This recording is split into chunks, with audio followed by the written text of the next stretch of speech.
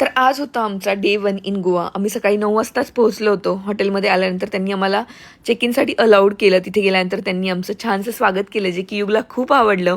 त्यानंतर welcome drink घेतलं आणि यावेळीचा गोव्याचा प्रवास हा वेगळा असणार होता.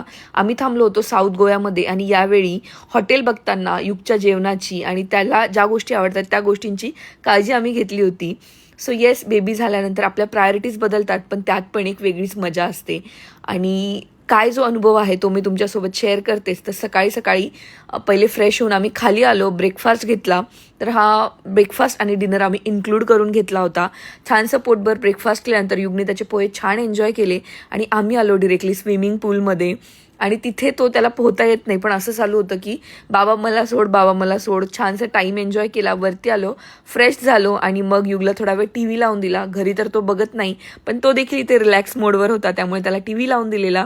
त्यानंतर निघालो आम्ही जेवण करण्यासाठी दुपारी लंचला. तर कोलवामध्येच एक गार्डन रेस्टॉरंट म्हणून होतं, तर तिथले रिव्ह्यूज छान वाटले म्हणून तिथे गेलो आम्ही बिर्याणी खाण्यासाठी. आणि व्हेज लोकांचे प्रॉब्लेम होतात ते वेगळंच. रोहितने मस्त त्याचं नॉनव्हेज एन्जॉय केलं. त्यानंतर घरी आल्यावर युग खूप लेट झोपला. तो काही उठत नव्हता म्हणून हॉटेलमधला हा महागडा चहा मागवला आणि पूर्ण चहा संपेपर्यंत एन्जॉय केला. त्यानंतर युग देखील उठला. मग आम्ही रेडी होऊन निघालो बाहेर जाण्यासाठी. तसं तर अंधार झाला होता, मला थोडी शॉपिंग करायची होती, पण माझी राहिली बाजूला आणि ह्या दोघांची शॉपिंग झाली. युगलाही छान सँडल्स घेतले. त्यानंतर आम्ही गेलो कोलवा बीचला. अंधार झाला होता, पण म्हटलं नाही, एक व्हिडिओ घेऊया. त्यानंतर युगला भूक लागली होती आणि भूक लागली की होतं त्याच्या हाताने मस्त खातो. आणि ते एवढे सगळे आयटम होते की ते बघून काय खावं आणि काय नाही हेच कळत नव्हतं. युगसाठी मी सगळं काही थोडं थोडं आणलं होतं. त्यातले त्याला छोले खूप जास्त आवडले आणि नूडल्सचं प्रेम तर त्याचं वेगळंच काहीतरी आहे.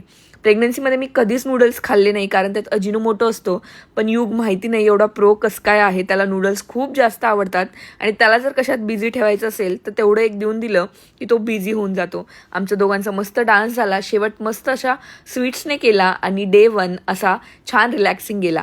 तुम्हाला काही डिटेल्स हवे असतील तर मला कमेंट करा आणि फॉलो करायला विसरू नका.